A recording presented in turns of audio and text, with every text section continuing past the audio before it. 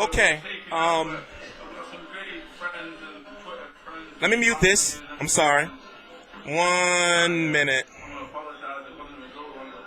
That is David Allen talking to IFL, and he didn't get his jaw broken. He just has a bad, nasty gash on his tongue. So it's assuming that he bit his tongue during the fight. Luis Ortiz stopped David Allen, who is now 9-2 and 1 via referee stoppage. IFL was asking him, because it was only an 8-round fight. He was stopped in the 7th because Luis Ortiz had him on the ropes and just was unleashing some crazy flurries of shots. And David Allen said, he just started feeling, dizzy, and he started, getting a little bit woozy, I guess is what he was saying. But the question is, now that Luis Ortiz is likely going on to a title shot against Shannon Briggs, nothing's done yet, but it's looking like Luis Ortiz and Shannon Briggs will fight for the WBA world title in February. Shannon Briggs is in the building, and if you notice something, Shannon Briggs has been harassing all the heavyweights except Luis Ortiz for the most part. But now, guess what? Both of these guys, if they want to be champion, they're going to have to fight each other. Now, a lot of people are upset because of the matchmaking of, well, wait a minute. Luis Ortiz is listed at 37 years old or something like that, and many think he's in his 40s. And he's fighting a 24-year-old, inexperienced, out of shape David Allen, who confirmed that he only had about 2.5 weeks of training. And if you look at him, he looked like it. But, this is all a part of Eddie Hearn's plan of keeping Luis Ortiz and all of his fighters active. That's just how he does it. It's not saying that Luis Ortiz is getting a title shot off of this fight. He was already in title contention when he was the WBA interim champion, but something happened. It's a long story. I'll be here all day talking about it, where basically he skipped out on the purse bid to fight. Actually, the purse bid was won by Rob Bensky, the promoter of Alexander Povetkin and Alexander Ustinov, for Luis Ortiz to fight Ustinov in Russia. But Ustinov, according to Luis Ortiz, didn't want to take VADA drug testing, and somewhere in between that, he signed with Eddie Hearn. And he was quietly stripped of that WBA interim title, and he fought Malik Scott for the WBA Intercontinental title, or the International, I believe it was the Intercontinental title. And that still maintained his rankings in the WBA. So the WBA had ordered Shannon Briggs to fight Lucas Brown for the WBA World, and we already knew that Anthony Joshua was going to be fighting Vladimir Klitschko in April. If Anthony Joshua wins tonight against Eric Molina, fighting Vladimir Klitschko in April for the WBA Super World title. I don't know how they pulled it off, but to stay on subject. So Lucas Brown failed the drug test again after coming off suspension. So now the WBA is trying to figure out what they're going to do with that WBA world title. But one thing we know for sure is Shannon Briggs is going to be fighting for it against who? It could be Alexander Ustinov, unless Rob Bensky has, Rob Bensky can really throw a monkey wrench into things if he says, no, Luis Ortiz is going to have to fight Alexander Ustinov like he was supposed to, or Alexander Ustinov is going to have to fight Shannon Briggs. But it seems as though Eddie Hearn is trying to do some maneuvering with the WBA for Luis Ortiz to fight Shannon Briggs, which would be a big international fight over there.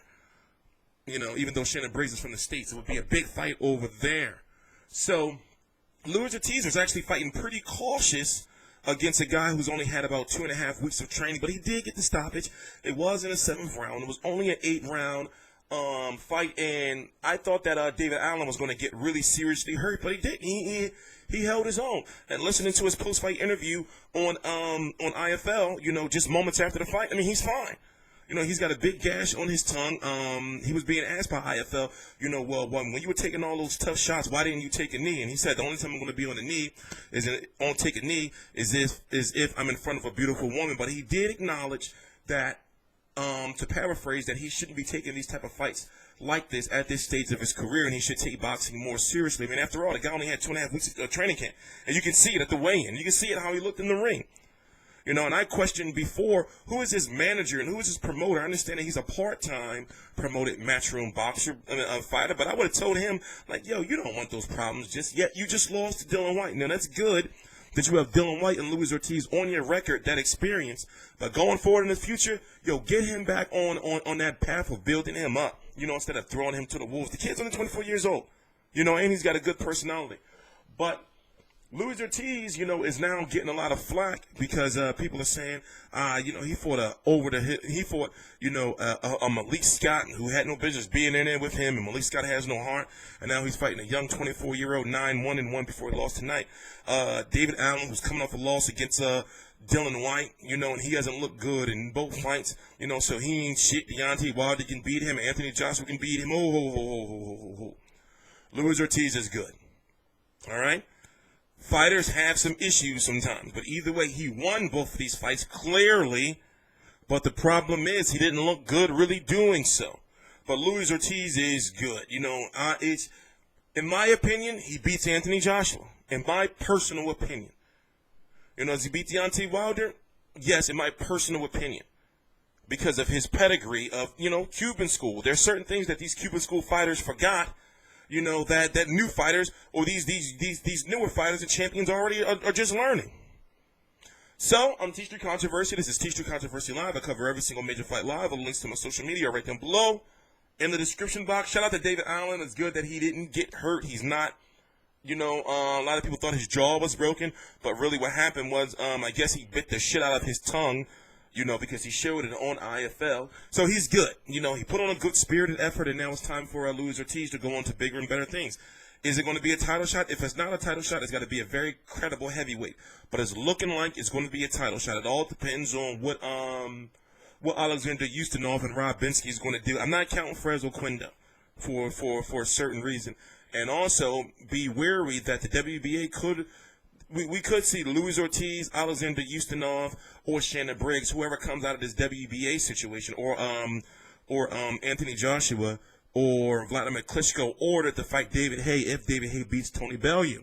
But the same thing is going on with the WBO with Joseph Parker, who is the new WBO champion, and Huey Fury. They could be ordered to fight David Haye going forward in the future. So the heavyweight division in 2017 is going to be really, really good. There's a lot of interesting storylines, a lot of storylines that are going to have to come to an end because now these guys are champions now. Joseph Parker is a champion. You know, Deontay Wilder is a champion. You know? So, and the only belt that's really vacant, is the WBA 2 titles. You know, Anthony Joshua was a champion. Now it's time, you know, these guys have got to take the big fights now. But anyway, I'm TstreeT Controversy. This is TstreeT Controversy Live. All links to my social media right down below in the description box. Please subscribe.